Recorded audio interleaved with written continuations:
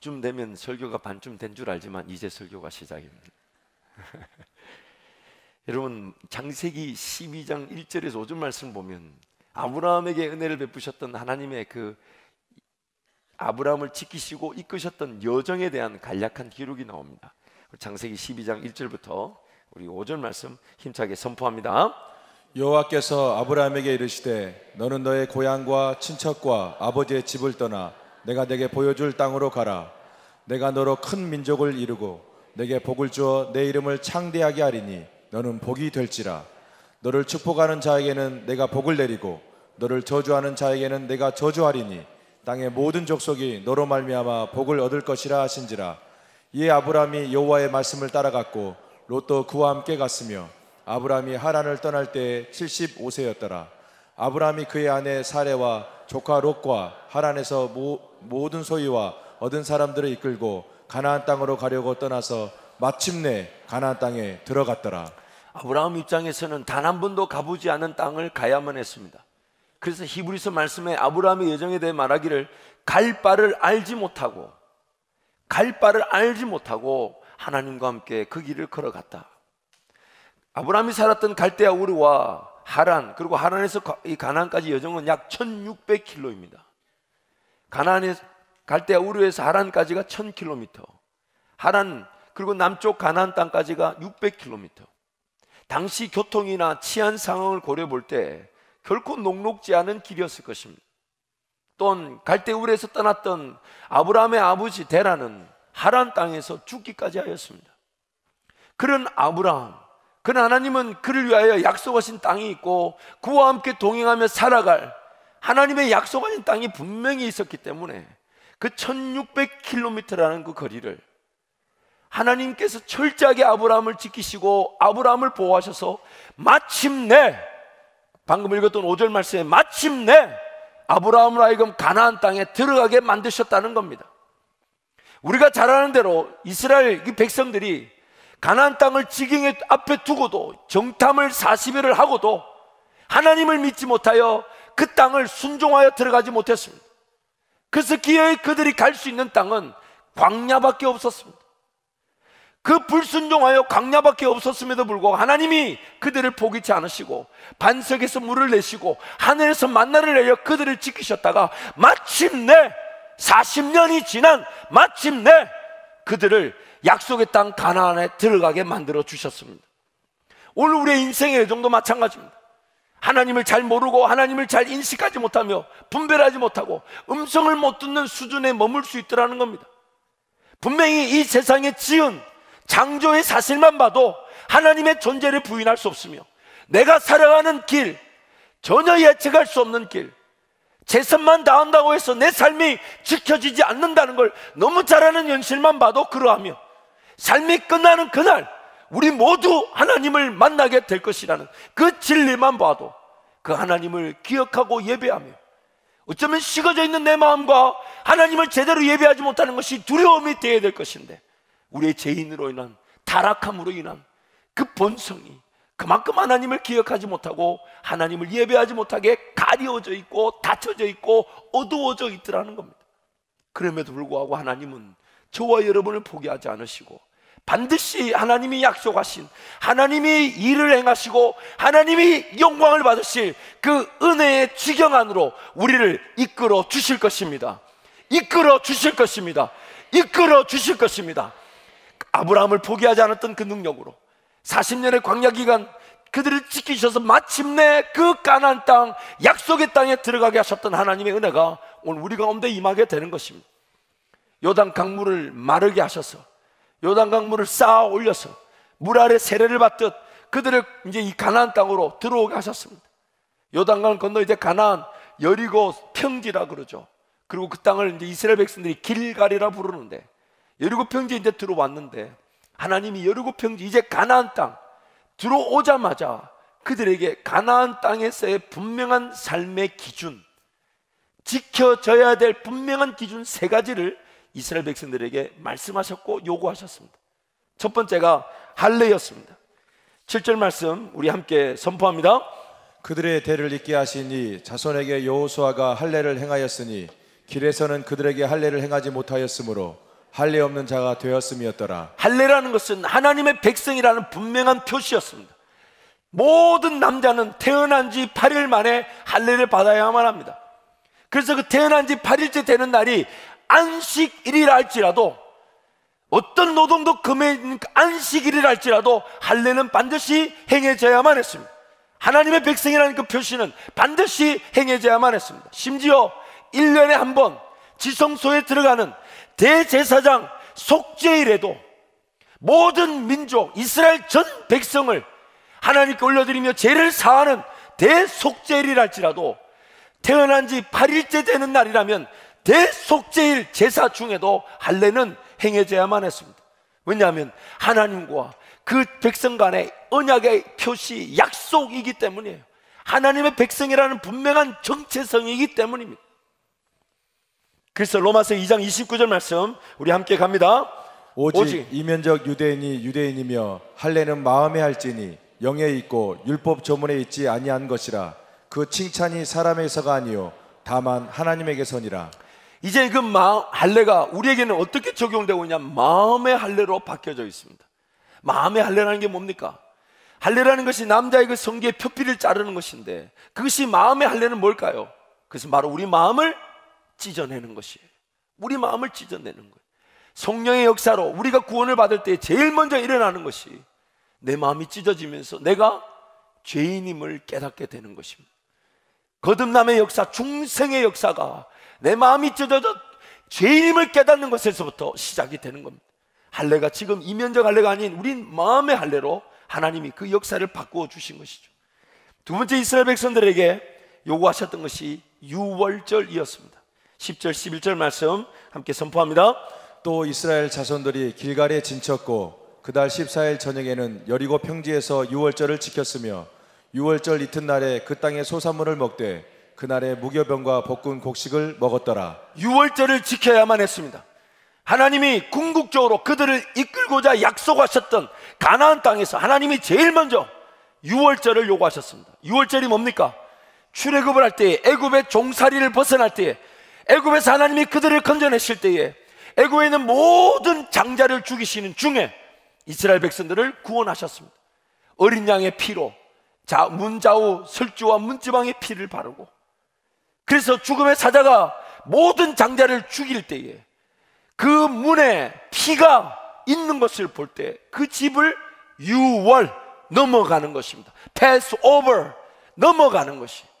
지금 우리가 무엇으로 구원을 받았고 우리의 시작이 무엇인지를 분명히 기억하라는 것입니다. 우리의 노력이나 행위가 아니라 나를 위해 죽으신 예수 그리스도의 그 죽음의 대가 피로 말미암아 우리는 구속을 받은 것입니다. 하나님과 동행하며 하나님과 함께 살아가는 사람은 항상 이 구원의 감격, 예수 피를 잊지 말라는 것입니다. 잊지 말라는 것이에요. 어디서부터 우리가 구원을 받았는지를 기억하라는 것입니다. 할례와 유월절을 기억하라. 그리고 세 번째로 하나님이 그 가나안 땅, 이제 새로운 삶을 시작하는 그들에게 보여주셨던 게 뭐냐면, 이제 이 길에서는 항상 하나님이 앞서 가실 테니, 하나님이 앞서 가실 테니 너는 그저 따라오기만 하라는 거예요. 이게 굉장히 중요합니다.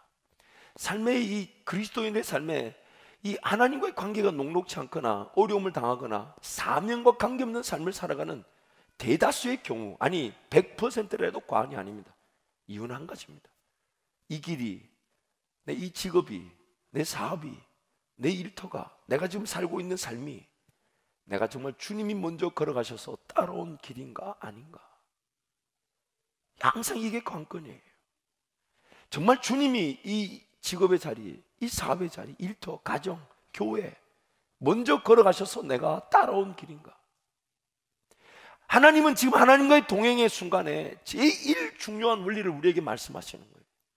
우리에게 이미 베푸신 은혜를 기억하라고, 하나님의 백성임을 기억하고, 어떻게 구원을 받았는지, 어디서부터 구원을 받았는지, 누구의 은혜로 구원을 받았는지 잊지 말라 하시면서 삶의 제1 원리를 얘기해 주신 것이 앞서가시는 하나님. 13절부터 15절 함께 선포합니다. 여호수아가 여리고에 가까이 이르렀을 때 눈을 들어본즉 한 사람이 칼을 빼어 손에 들고 마주 서 있는지라. 여호수아가 나아가서 그에게 묻되 너는 우리를 위하느냐 우리의 적들을 위하느냐 하니 그가 이르되 아니라 나는 여호와의 군대 대장으로 지금 왔느니라 하는지라. 여호수아가 얼굴을 땅에 대고 엎드려 절하고 그에게 이르되 내 주여 종에게 무슨 말씀을 하려 하시나이까. 여호와의 군대 대장이 여호수아에게 이르되 내 발에서 신을 벗으라. 내가 선 것은 거룩하니라 하니 여호수아가 그대로 행하니라. 이스라엘 백성들 입장에서는 적각거리 흐르고 하나님이 약속하신 땅이라고 들어와 봤더니 다른 사람들이 그 땅을 살고 있습니다. 아니, 하나님이 약속하신 땅인데 다른 사람들이 성을 굳게 세우고, 철초롱성 같은 성을 세우고 성문을 굳게 걸어 잠그고, 하나님이 약속하신 땅인데 이거 어떻게 되네, 어떻게 해야 될까? 정말 이것도 힘든데 하나님 더군다나 이제 전투를 치러야 될 그 여리고성, 첫 번째 성 앞에 있는 평지에서 할례를 행하게 하셨어요. 할례라는 것이 우리가 잘 아는 대로 전쟁을 치르기 전에 해야 될까요? 절대 하지 말아야 될까요? 여리고 주민들 입장에서 한번 관점을 한번 바꿔서 한번 보십시다. 여리고 주민들이 이렇게 딱 보니까 오늘 한 큰 200만 명이 넘는 무리가 요단강 동편으로 왔어요.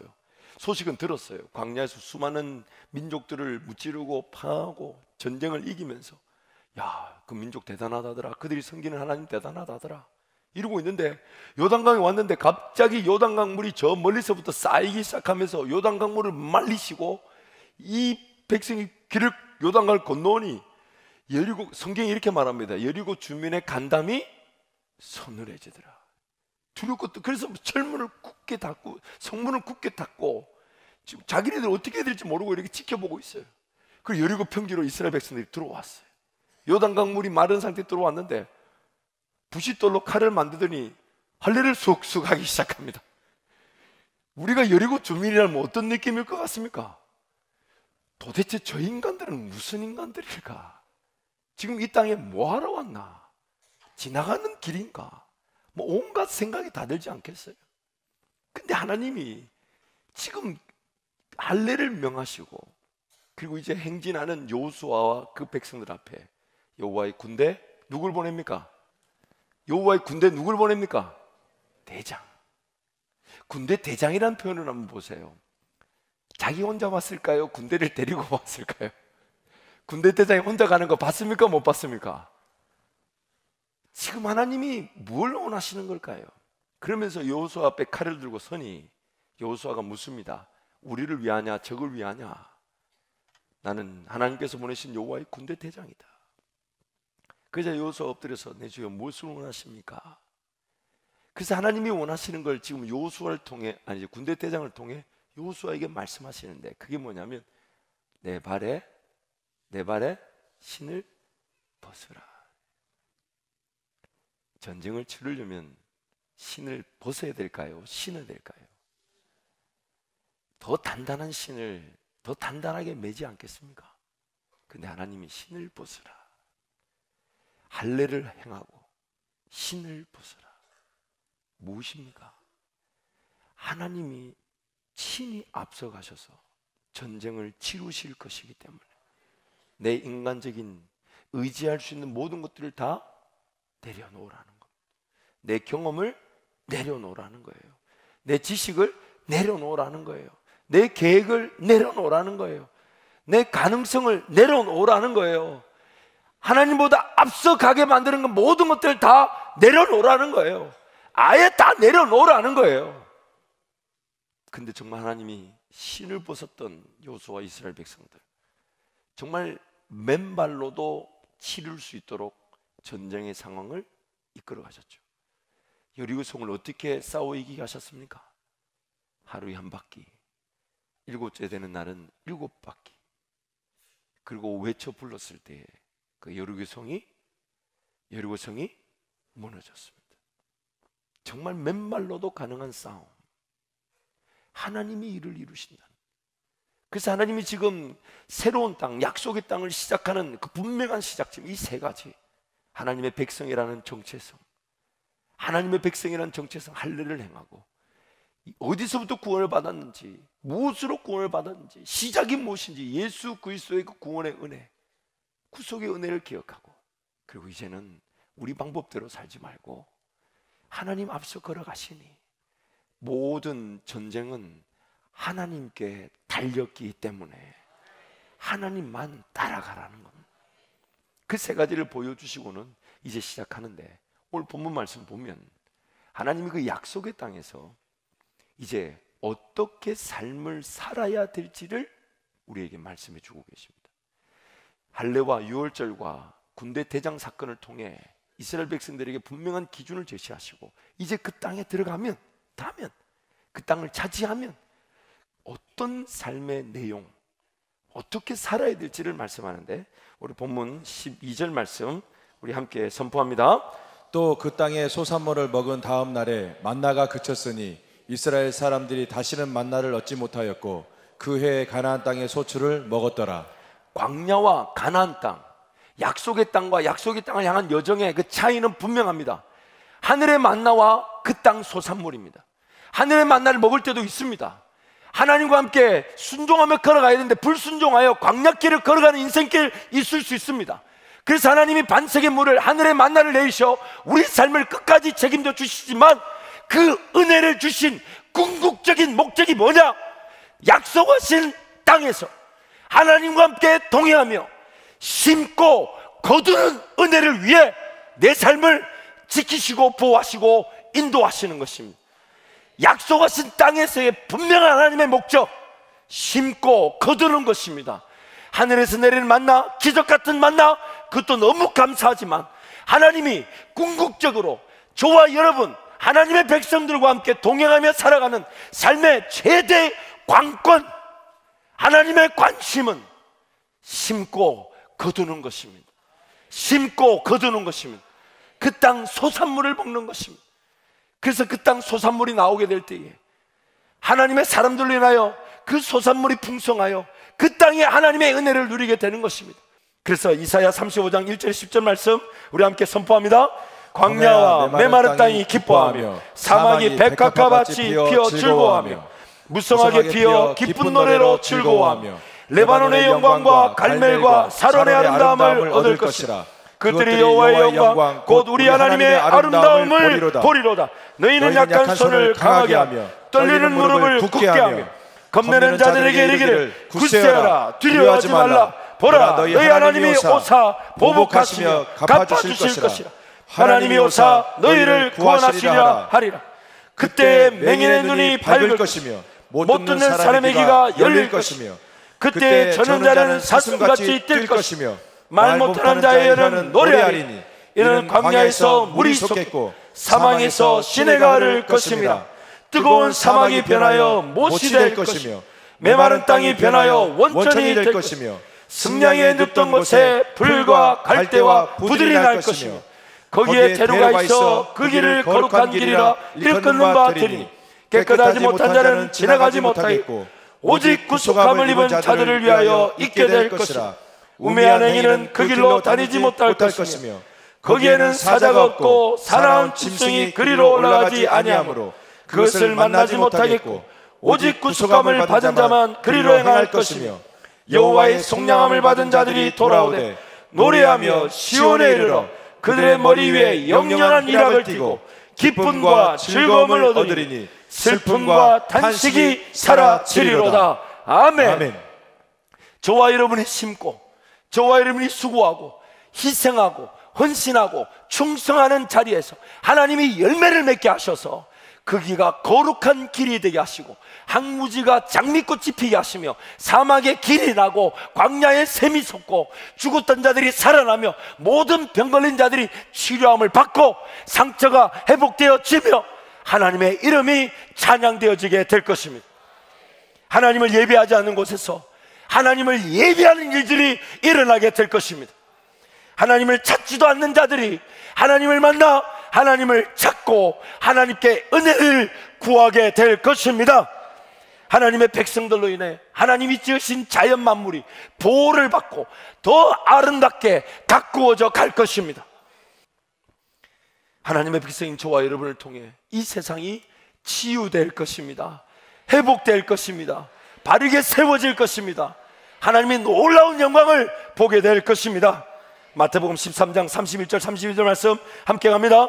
또 비유를 들어 이르시되 천국은 마치 사람이 자기 밭에 갖다 심은 겨자씨 한 알 같으니 이는 모든 씨보다 작은 것이로되 자란 후에는 풀보다 커서 나무가 되매 공중의 새들이 와서 그 가지에 깃들이느니라. 겨자씨만한, 어쩌면 손바닥에 점 하나 찍은 것 같은 그 겨자씨만한 나의 헌신과 수고라고 할지라도 하나님의 그 수고와 헌신과 충성과 그 눈물의 눈물의 헌신을 잊지 않으시고 큰 나무가 되게 하셔서 공중의 새들이 깃들듯 수많은 사람들이 우리 때문에, 저와 여러분의 삶 때문에 하나님의 평안과 위로를 맛보게 되고 삶의 여유와 쉼을 가지게 되며 하나님의 일하심에 함께 귀를 기울이며 예배하는 자들로 서게 될 줄 믿습니다. 아무리 작은 헌신이라 그렇게 말할 수 없습니다. 하나님 보실 때 모든 게 작지만 우리끼리 누군 크고 누군 작다 말할 수 없습니다. 내가 최선을 다하여 드리는 것이라면, 내가 최선을 다하여 헌신하는 것이라면 그것은 하나님께 가장 크고 귀한 헌신이 되어, 그래서 하나님 그것을 심었다 하시며 열매를 보게 하실 때에 열매를 보는 저와 여러분의 삶이 풍성할 뿐만 아니라 하나님 나라가 저와 여러분이 맛본 그 열매로 확장되어져 갈 것입니다. 갈라디아서 6장 7절 8절 말씀 우리 힘차게 선포합니다. 스스로 속이지 말라. 하나님은 업신여김을 받지 아니하시나니 사람이 무엇으로 심든지 그대로 거두리라. 자기를 육체를 위하여 심는 자는 육체로부터 썩어질 것을 거두고 성령을 위하여 심는 자는 성령으로부터 영생을 거두리라. 아멘. 제대로 심을 수 있도록, 제대로 심을 수 있도록 지금 성령 하나님이 나를 구원하시고 지금 성령 하나님 나와 함께 동행하시는 겁니다. 사랑하는 성도 여러분, 오늘 우린 죄로 말미암아 타락한 본성을 가지고 있기에 하나님과 절대적인 동행을 통해 성령을 위하여 심고 성령을 따라 영생의 열매를, 썩어지지 않은 열매를 거두고 싶지만 육신의 욕심, 마귀의 미혹, 세상적인 어떤 자랑들, 세상적인 삶의 가치관 기준에서 우리를 자꾸만 미혹하는 것들에 넘어져 썩어질 것을 위하여 살아가는 경우도 있습니다. 하나님께서 내 삶을 사명의 길로 인도하시면 내 삶이 그때서야 지켜지고 안전하고 안정감을 누릴 텐데, 사명보다 내 삶을 지키는 것, 내 삶을 안전하게 하는 것, 내 삶을 안정적인 수준에 올려놓는 것이 목적이 되는 순간 그것보다 불안하고 위험한 삶은 없을 것입니다. 그러므로 하나님께서 우리를 구원하셔서 오늘 이 자리에, 예배 자리에 기어이 어떤 이유에서든지 간에 오늘 이 자리에 예배하러 왔다는 것은 하나님의 살아계심을 인정하며 그분을 우리가 다시 만날 걸 분명히 믿고 있다는 것인데, 그렇다면 남겨진 자답게 더 많이 심고 더 많이 거두시기를 축복합니다. 정말 우리의 삶에 언제 어떻게 우리 하나님 앞에 서게 될지 모르지만 그날까지 많이 심고 더 많이 거두면서 그래서 복을 받을 수밖에 없는 주의 백성들로 세워지기를 축복합니다. 이 시간 한번 통성으로 기도하겠습니다. 하나님,